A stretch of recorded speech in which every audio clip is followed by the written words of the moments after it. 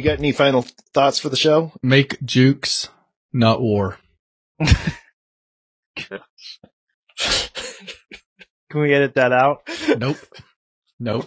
I had my game face on. Hello and welcome to this brand new casting for the Hot Wheels Q case of 2023. It's quite an exciting one. It's a new Land Rover. I'm always a fan of new Land Rovers. This is the Series 2, before it was known as the Defender, although it looks very similar. And it's a very interesting cast. So, why not crack it open for the first time? Because I've only just opened it there. I haven't actually had it out.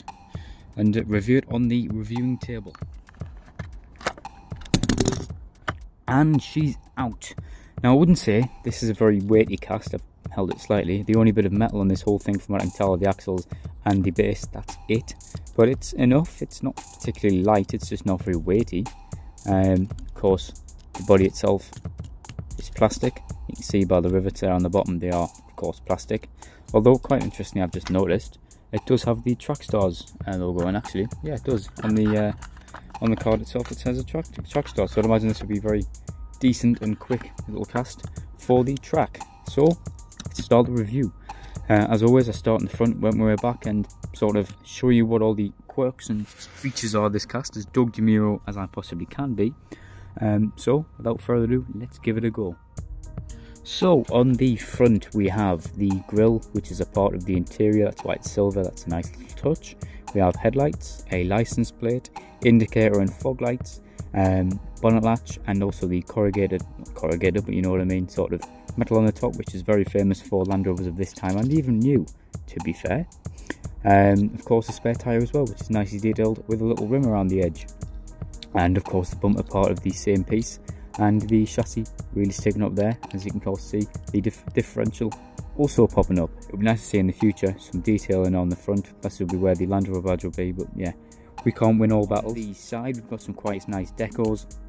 See BF Goodrich, which of course tyres on the car.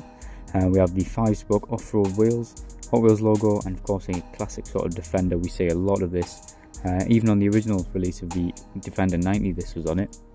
And also the cool vintage logo, if we can get a bit of focus on that.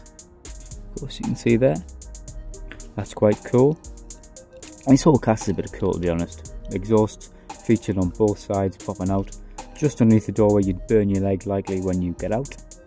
And on the back, just going to skim through, this is the pickup edition, so you'd have the pickup and the pickup door that comes down, mainly used by farmers of the time. We have brake, indicator lights, and also reverse, Land Rover, and also the license plate, and a big beefy bumper. Of course, as needed with these things, it does need a big beefy bumper. It's a really nicely designed cast, if I'm honest. It'd be nice to see it in metal at some point, but hey, can't win all battles. It is genuinely really nice. I am genuinely really surprised. And going on to my favourite feature of this whole thing, and probably the best, so it's getting its own area, which actually should be flipped over this way. It's a very much a beach style sort of theme to this. We have very much related to the late sort of early 2000s type era. We have a bunch of interior detail which have flip-flops, sort of a Rio Rosada type thing used to do this. Wonder if this is designed by him, I haven't done much research. We have a spanner, and also really cool is the fact that the windscreen is flipped down and we have a surfboard tied in that says Land Rover all over it. That is really cool. On the windscreen we also have decals, which I really like. We have Campbell, not sure what these do. Clone, I know they're linked to off-road. And also, incredibly cool, is this, which if we get some focus, is a tax disc.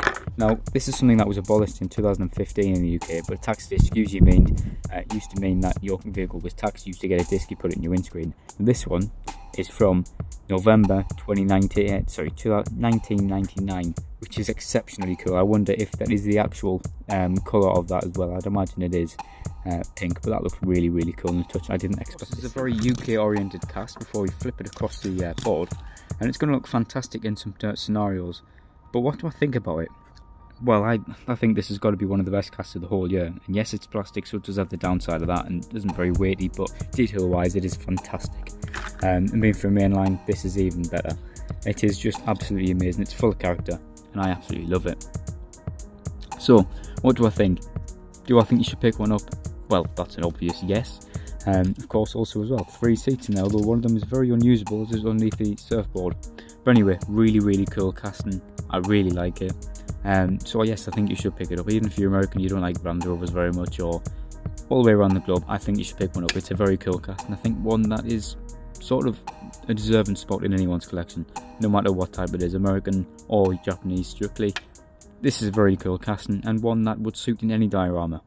So I hope you have all enjoyed. Please everyone stay safe, have fun, and of course, stay juke'ing.